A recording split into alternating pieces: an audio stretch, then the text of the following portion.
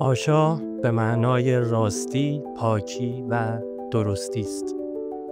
درود بر شما. چطورین؟ من آشا هستم و اینجا آکادمی آشا است.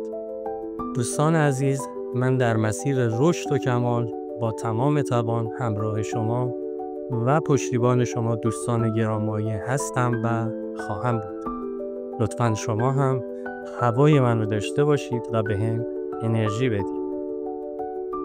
بچه‌ها، من امروز اومدم تا دوره آموزش برنامه‌نویسی HTML و CSS رو به عنوان اولین دوره آموزشی به شما دوستان عزیزم معرفی کنم و در نهایت فهرست سرفصل‌های آموزش برنامه‌نویسی در سطح مقدماتی رو تقدیم شما کنم.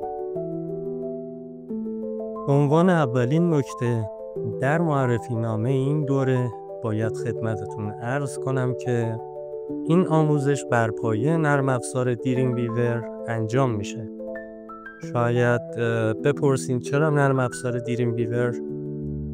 یکی اینکه پلتفرم محبوب دریم ویور از انواع فناوری‌های روز دنیا و همچنین انواع زبان‌های برنامه‌نویسی پشتیبانی میکنه و امکانات متنوع و فراوانی رو در اختیار تمام گروه‌های کاربری با هر میزان سوادی قرار میده. در آینده بیشتر باهاش آشنا میشیم از این امکاناتی که خدمتتون عرض کردم. دلیل دوم این هست که میخوام با یه تیر دو نشون بزنیم. این که این آموزش علاوه بر برنامه نویسی مقدمه‌ای باشه برای آشنایی با نرم افزار دریم ویور، چون در آینده به آموزش کامل و پیشرفته این نرم افزار به صورت کاملا تخصصی میپردازیم. بچه‌ها، این مجموعه آموزشی در 3 سطح خدمت شما ارائه میشه: سطح مقدماتی، متوسطه و پیشرفته. به قول گفتنی از 0 تا 100 تمام و کمال.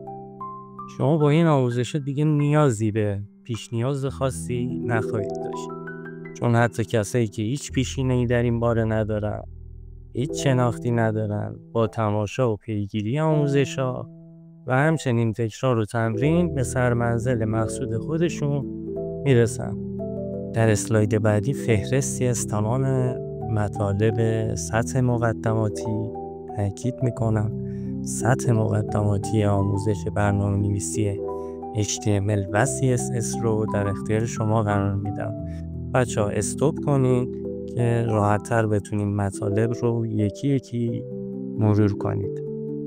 بچه‌ها، قبل از اینکه وارد بحث اصلی بشیم، وارد دوره بشیم، در قسمت اول من برای محکم کاری یه مقدمه همچین جمع و جور برای آشنایی با مفاهیم پایه و ابتدایی در اختیار شما دوستان قرار میدم که ممکنه برای بعضی یه خورده حوصله سربر باشه و بلد باشه این مطالبا، ولی برای اینکه حالا بچه‌ای که تازه شروع کردن یه آشناییتی پیدا کنن، من یه آموزش قرار دادم تا اولین قدم خودمون رو آگاهانه و بدون سردرگمی برداریم.